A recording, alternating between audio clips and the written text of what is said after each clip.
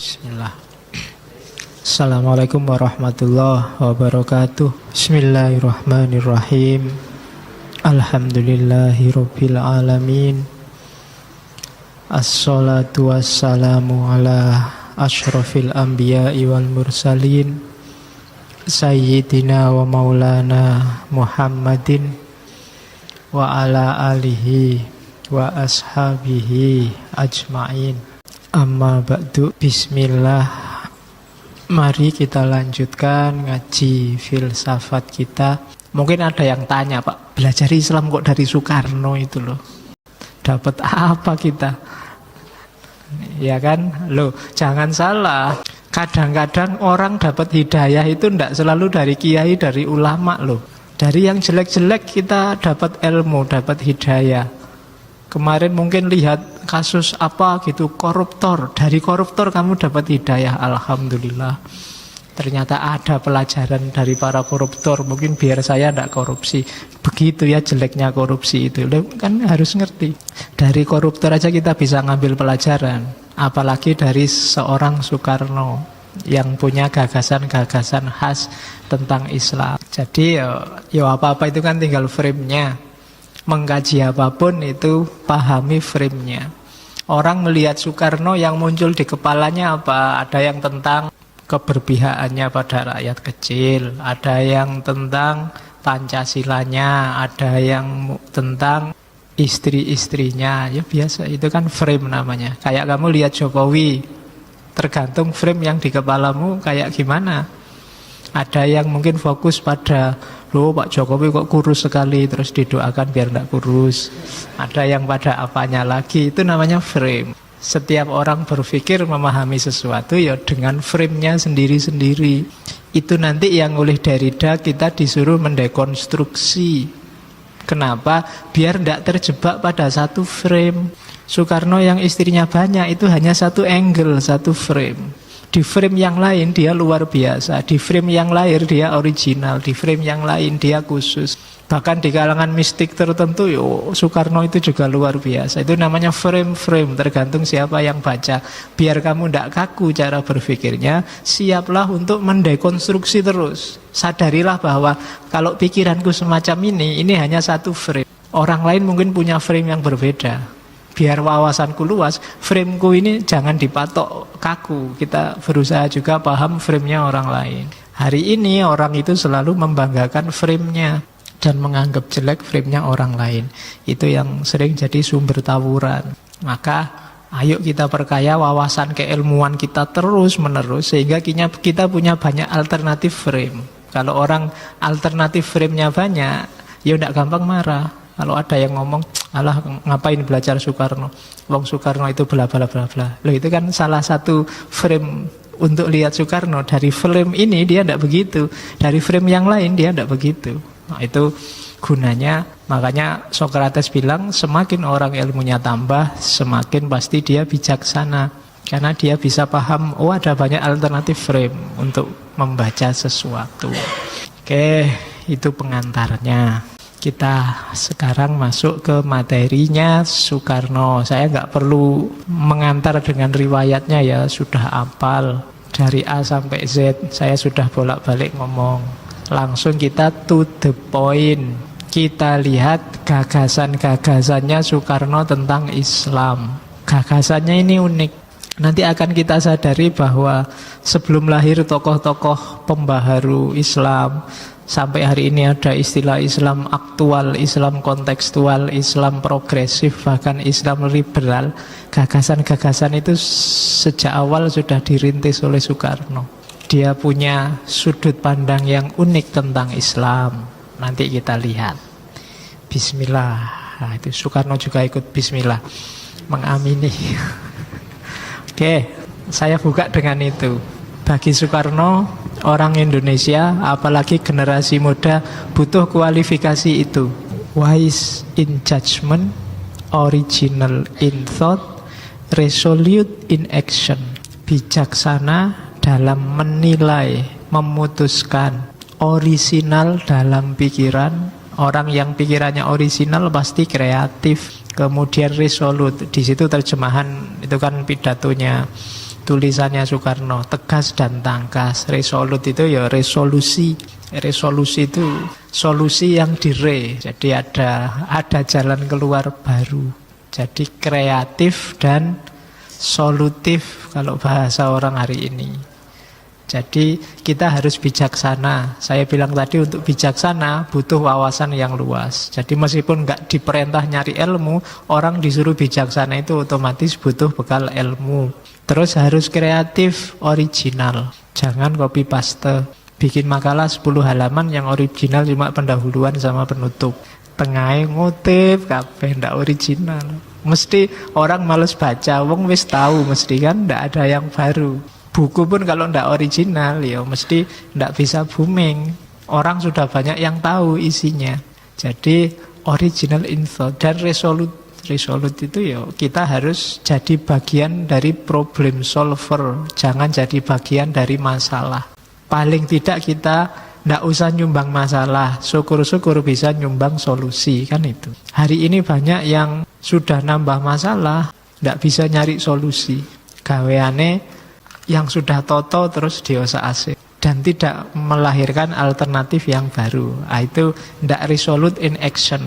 Melakukan apapun itu harus jangan nambah masalah, syukur-syukur nambah solusi. Itu maunya Pak Karno. Kita butuh generasi muda yang ilmunya luas, kreatif dan solutif. Bukan generasi muda sebaliknya, wawasannya sempit, sukanya nirunya lahir dan batin, mulai baju sampai cara berpikir, cara berperilaku ndak original dan resolute. Resolute itu bagian dari masalah. Jadi ndak ngasih solusi apa-apa, cuma nambah masalah. Kehadirannya, keberadaannya sendiri itu masalah. Nah itu berat Indonesia bebannya. Kalau lebih banyak orang tidak wise, lebih banyak orang tidak original, lebih banyak orang yang jadi masalah, itu kasihan bangsa Indonesia. Meskipun hari ini kita banyak melihat yang itu.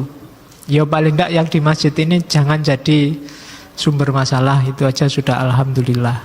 Di levelmu masing-masing. Ya tidak usah mikir, saya kan tidak korupsi di Indonesia, ya. Tapi levelmu, korupsi levelmu. Bukan makan uangnya negara, korupsi level. Setiap orang hati-hati di levelnya sendiri. Ya mesti aja kamu ndak makan uangnya negara, hubungannya apa sama negara. Tapi di levelmu, level kecil, mungkin masjid, mungkin di kos-kosan, harusnya minum cuma 1 gelas, kamu ngambil 2 gelas.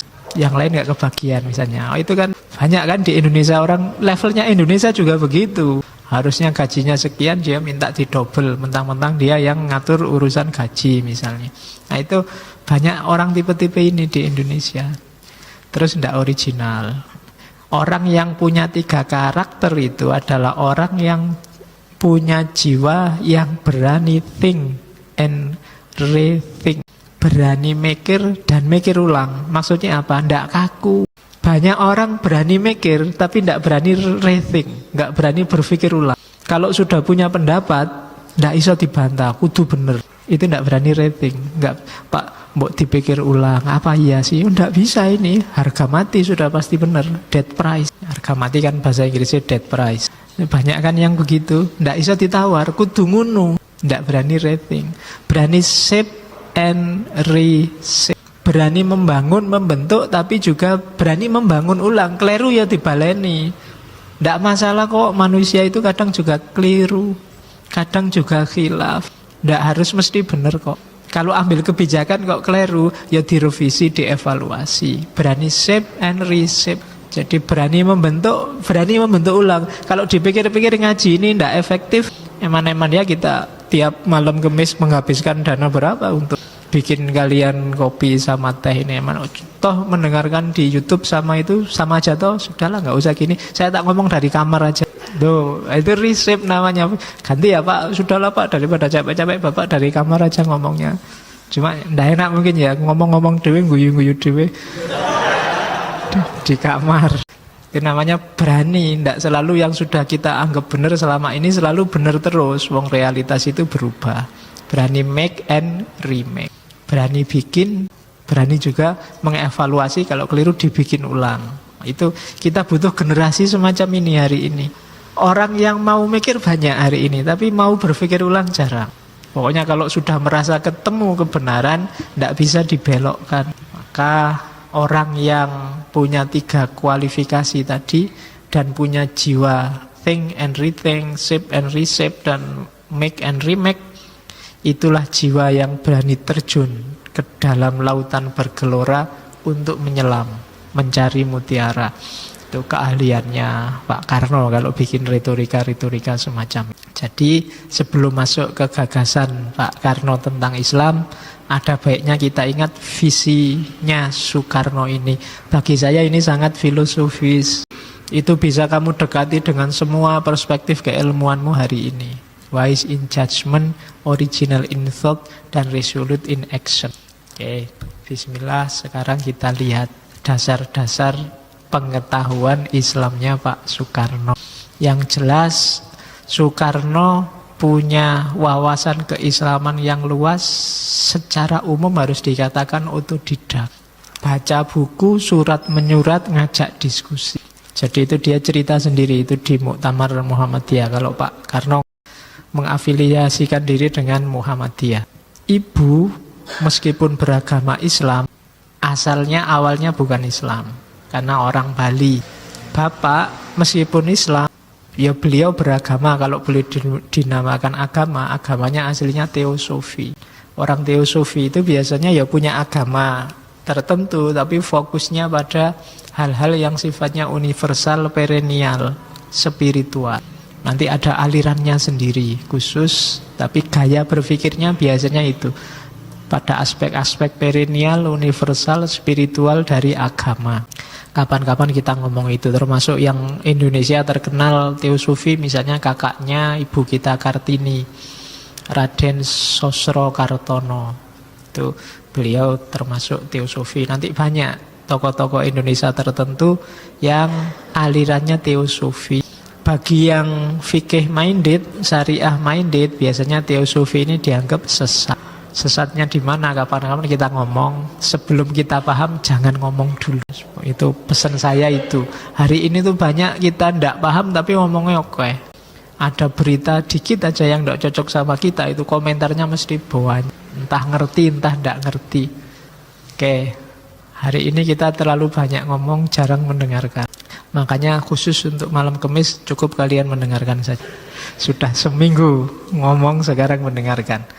Oke, katanya Soekarno, jadi kedua orang tua saya ini yang saya cintai dengan segenap jiwa raga sebenarnya tidak dapat memberikan pengajaran kepada saya tentang agama Islam yang asli menurut Soekarno, karena dua-duanya tidak original dalam tanda petik. Maka Soekarno punya semangat belajar Islam yang tinggi, meskipun dia wawasannya ya banyak, luar biasa. Wawasan pertama dia dapatkan dari Pak Cokro. 2 minggu yang lalu kita ngomong tentang beliau. Aku tak pernah mendapatkan didikan agama yang teratur karena bapak tidak mendalaminya. Aku menemukan sendiri Islam pada usia 15 tahun. Ketika aku mengikuti keluarga Pak Cokro masuk satu organisasi agama dan sosial bernama Muhammadiyah. Karena kebetulan rumahnya Pak Cokro dekat dengan gedung pertemuannya Muhammadiyah. Gedung pertemuannya terletak di seberang rumah kami di Gang Penele. Sekali sebulan dari pukul 8 sampai tengah malam 100 orang berdesak-desakan mendengarkan pelajaran agama. Dan ini disusul dengan tanya jawab. Aku mendengarkan dengan penuh perhatian. Jadi tokoh pertama Pak Cokro, tokoh kedua Muhammadiyah. Zaman itu yang jadi idola, dijadikan guru oleh para tokoh pergerakan Budi Utomo termasuk SI. Di antara guru idolanya adalah Pak Kiai Haji Ahmad Dahlan, termasuk tokoh yang dikagumi juga oleh Soekarno. Kapan-kapan kita harus ngomong beliau. Jadi Haji Ahmad Dahlan ini nama aslinya Muhammad Darwis, keturunan ke-12 dari Syekh Maulana Malik Ibrahim. Meskipun nanti dia tinggal di Mekah 5 tahun, Di situ dia nanti banyak belajar tentang pembaharuan, termasuk Afghani, termasuk Muhammad Abduh, termasuk Rashid Ridho dan Ibnu Taimiyah. Setelah dari Mekah 5 tahun, namanya Muhammad Darwis diganti Ahmad Dahlan. Zaman dulu kan begitu, orang yang kira-kira namanya nggak terlalu Islam setelah haji diganti. Mungkin hari ini masih mentradisi. Sama kayak orang Jawa itu biasanya kalau sudah tua pakai nama Jawanya lebih kental lagi.